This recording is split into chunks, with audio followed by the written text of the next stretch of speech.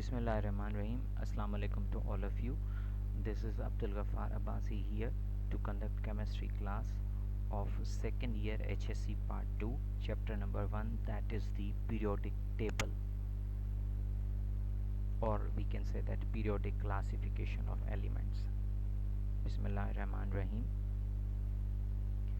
So before we are going to discuss our chapter, I am telling you very important, we can say that thing, that is how to attempt the paper, especially of the board paper, annual paper, right? So look at here, what is the examination board pattern. What we have to do as a student, we must understand the point number 1, that what is the paper presentation skills, right? And in the paper presentation skills, we people have to make outlines of the questions, right? And then what we have to do, we have to give headings and subheadings in our answer when we are going to attempt our paper. So we are not supposed to just start to write the answer, but it is mandatory to give the headings and subheadings. Then it will be very easy for the examiner to understand, to check the paper, and then you can get good marks and higher grades. Now look at the example. For example, the topic is that describe John Dobryner thread, right? John Dobryner's threads, right? So how you will define? You have to you are not supposed to write the answer without headings, but give the headings. Like, look at this one. First of all, you have to give the introduction, then you have to give the statement, and then you have to give the relevant examples, then you have to draw the diagram or graph or table related to the topic, and then at the end you have to give the defects of this theory, advantages or disadvantages of this theory. So when you write these all headings, give headings, and then you will fill these headings in between these headings, then it will become very easy and to check, and then examiner will definitely give the good grades. So this is very important for you. Now we are starting our chapter. These are the contents of the chapter. Number 1 is introduction. In introduction we will discuss what do you mean by the periodic classification and why it is necessary. Then we will discuss some theories which are related to the periodic classification, like Dobryner's threads, Newland's law of octaves, and then Lothar-Meyer classification, Mendeleev's periodic classification, Moseley's classification, which is of the basically modern periodic table, right? Then we will discuss the long form of the modern periodic table, then types of elements on the basis of the electronic configuration, right? So these are basically the contents of the chapter. Then also we will try to solve the past paper questions, MCQs, and the structured questions, short questions and long questions. I will give you the help related to the past paper questions, that from this chapter which questions are as long questions or short questions. So now we are directly moving to discuss the topic, that what do you mean by the periodic classification and why it is very important. Now look at here, periodic classification, a historical background of the periodic classification, that how it was started.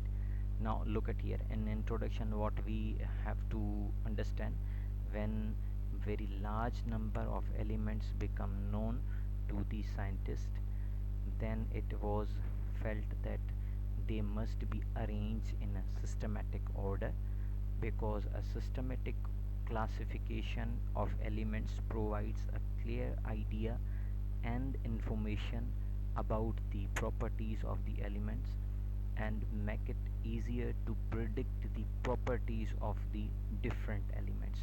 So this was the very important idea in the background, historical background of the periodic classification, that if there were, you know, at that time there were large number of elements, then they will there was a huge hurdle faced by the scientists, that how to understand their properties and their characteristics. So they thought that there must be a systematic order or systematic classification for their better understanding, right? So this was the introduction of the historical background. Now what do you mean by the periodic classification? Simple, we can say that a statement related to periodic classification as that the orderly arrangement of the elements or systematic order of the arrangement of the elements is called the periodic classification, right?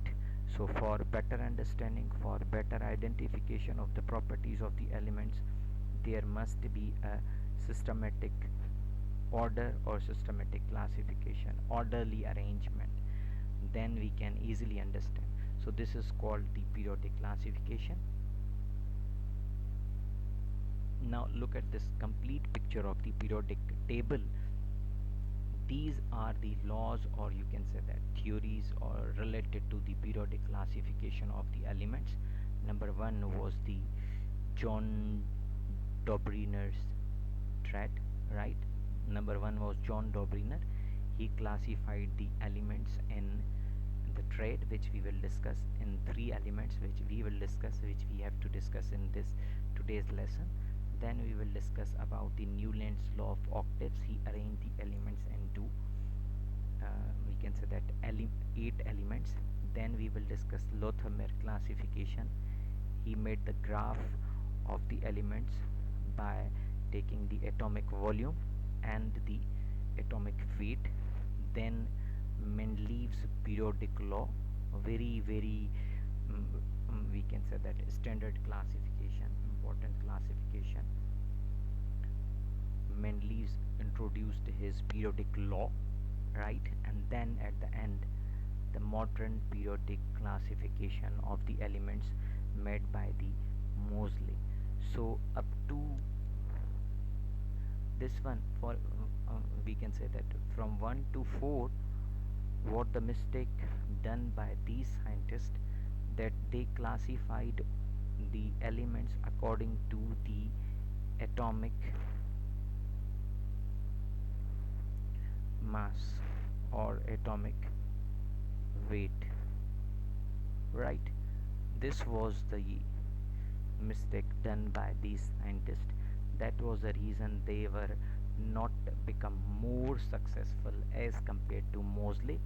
Then this Moseley classified the elements according to, he gave the periodic law, and according to periodic law, the physical and chemical properties of the elements are the periodic function of their atomic number.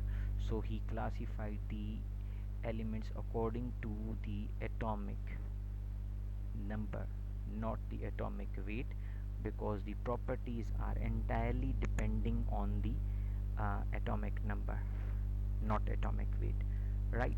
So this was the clear picture of the chapter, which we will discuss in later on, one by one. Now number one is Dobryner's threads. This is the first, we can say that, scientist who classified the elements in thread, means 3 elements. Look at this word, meaning of this thread means 3 things. So there must be 3. For example, this one, like in this way, we can say that this is thread number 1, number 2, and number 3. So this we can say that is a thread, right? So as initially I told you that we have to, how to give the answer of this question, so we have to make the outlines, and in outlines we have to give headings and subheadings. Like I have given the first heading, that is the introduction, then a statement. Now what we will write in introduction, we have to write what we have to write in introduction, we have to write the scientist name and the year and few points, or you can say that only one point related to his work we can give. Like, look at here what we have to write in this theory. A group of three elements which have similar physical and chemical properties is known as triad, right? So this is the meaning of definition of triad. As I told you earlier that triad means three things. Now this is the introduction. From this is the introduction. In 1829, a German scientist, Dobrynin, made use of the relationship between atomic masses and the properties of elements. Means he classified the elements according to the atomic mass, right? And he said that the properties are depending on the atomic mass. Now we will go to the statement that he gave. The statement, which statement? Now look at this one. If three or any three elements are arranged in ascending order of their atomic masses such that the atomic mass of the middle element is the arithmetic mean of the first and the third elements, then these elements will show the similar properties. So this is the concept of the, or statement of the Dobrynin, that he arranged elements in triad 3, right? And then he said that you have to take the atomic mass of the first and you have to take the atomic mass of the third element. Then what you have to do, just you have to add the atomic masses of the first and third, then divide it by 2 or take the arithmetic mean simply. Then what will be the answer? The answer will be the atomic mass of the middle element or the central element. Now look at the example. For example, this is the triad, right? And these are the atomic masses. As I told you that he arranged the elements in triad, like one is the lithium, second one is the sodium, and third one is the potassium. So he took the atomic masses of the lithium and potassium, that is, we can say that 7 and 39, so 39 and 7. Then he divided it by 2, means the mean. He took the mean of these two elements, divided by 2. The answer will be 23, and he said that this 23 will be the answer of the second element. Similarly, another example is this one, that chlorine, bromine and iodine. He took the atomic mass of the chlorine and iodine, 127, 35.5, divided by 2. The answer is 81.25, and the answer, that answer is of the middle element. So near to the middle element. The main definition was not exactly same, but it was near to, closer to the central element. Similarly, look at the third example, calcium, strontium and barium. He took the atomic masses of the calcium and barium, 40 and 137, divided by 2. The answer is 88.5. This is the answer. So this was the example of the Dobrynin triad. Now the we can say the defects of this theory or drawbacks of this law. This rule was applicable for only few elements. Only few elements obey this law.